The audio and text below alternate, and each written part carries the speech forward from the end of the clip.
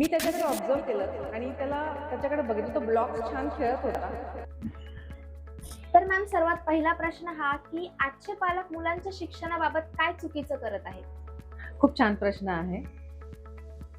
काही पालकांना असं वाटतं, की त्यांचे मूल जर 5 वर्षाच्या खाली आहे, त्यांना लगेच लिहिता आलं पाहिजे, वाचता आलं पाहिजे, अशी त्यांची इच्छा असते. पण मला पालकांना हे सांगायचं आहे, की पहिले 5 वर्ष जे आहेत, हे घडवण्यासाठी असतात. मी एक उदाहरण देऊ इच्छिते इथे. आमच्याकडे एक पॅरेंट आलेल्या, त्यांचा मुलगा 3.5 वर्षाचा आहे. त्या म्हणतात, की "याला रायटिंग येत नाही अजून." मी त्याच्याकडे ऑब्झर्व्ह केलं आणि त्याच्याकडे बघितलं, तो ब्लॉक्स छान खेळत होता, पण त्याला ते ग्रिप नव्हतं, ब्लॉक्स पकडण्याचं.